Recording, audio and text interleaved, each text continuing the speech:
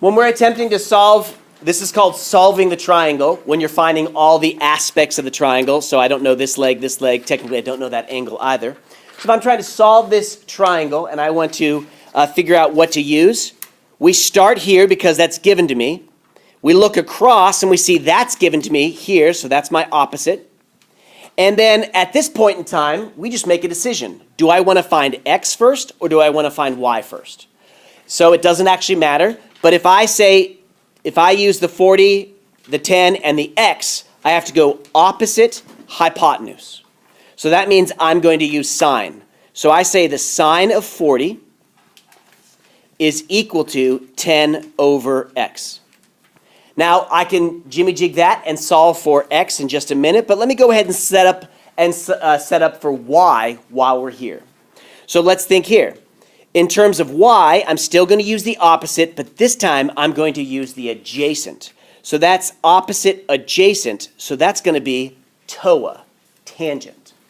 So now to set up this one, the tangent of 40 degrees is going to be 10 over y. So 10 does show up in both of them because it's opposite, but I split the other ones up into separate entities. Now from here, like I described earlier, we can just do a quick jimmy jig here. So x is going to be the 10 divided by the sine of 40. So after we plug that in, I get x, and let me change my symbol there to be approximately equal to 15.6. Now let me just go and double check. If I were to look at this diagram, this does look roughly 40 degrees. So if this were 10, then this being 50% bigger makes sense. Now tangent here, I can jimmy jig right here. And I'm going to get y equals 10 over the tangent of 40. So I have to go back to my calculatrice and re-answer all that. So y is approximately 11.9. And let's just double check to see that makes sense. According to this diagram, this one has to be 60 degrees. So because 40 is less than 60, the opposites have to follow that same. So 11 point something is greater than 10, so it works out at least logically. Let's look at going the other direction now. So instead of knowing the angle, in problem 22, we're finding the angle. So how does one do that?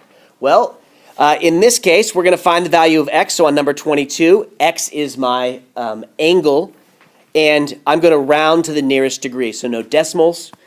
All right, so how do I set this one up? Exactly the same logic. Here's my x, so there's my opposite, and here's my hypotenuse. So opposite hypotenuse means I have to use sine. So I'm going to say the sine of x is equal to, opposite is 24 over 29. So how does one do this? What you have to do on your calculator is find the button that actually looks like this.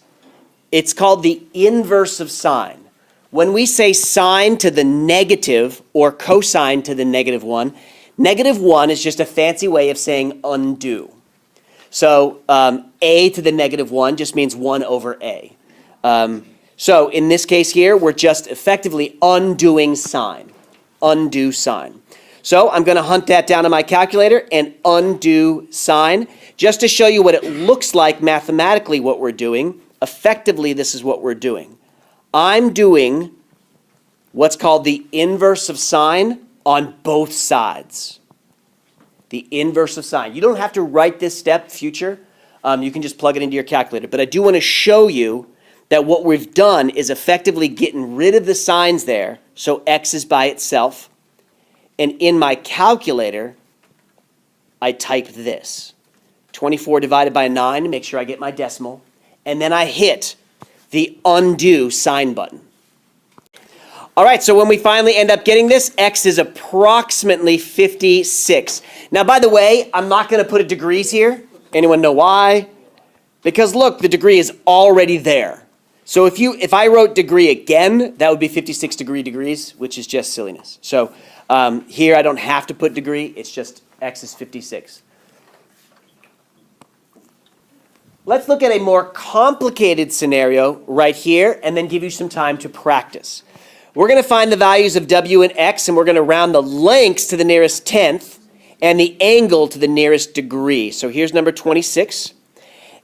What kind of triangle is this puppy right there? Good. This one has to be an isosceles right triangle or a 45, 45, 90 triangle. So there's actually no work for w. W is 5.5. Ka-chow. Now, how do we find out what x is? Well, relative to this angle right here, 35, this 5.5 is my opposite, and this whole thing right here is my adjacent. So, since I'm doing opposite and adjacent, I'm going to use tangent. So I'm going to set that one up to be tangent of 35 degrees is equal my opposite of 5.5. And what do I write on the bottom? So 5.5 plus the x is all the way across. Now, we already demonstrated that we can jimmy-jig these two here. So I'm going to rewrite it to be x plus 5.5. I just prefer it that way. And then 5.5 over the tangent of 35. Now I'm actually going to evaluate this part right here. Evaluate this right here by plugging that into my calculator. So x plus 5.5. I'm going to now change it to approximate because the number I just had, 7.85 right there. And then I subtract from both sides the 5.5 to get 2.35, so I can actually round it up to 2.4. So x is approximately 2.4.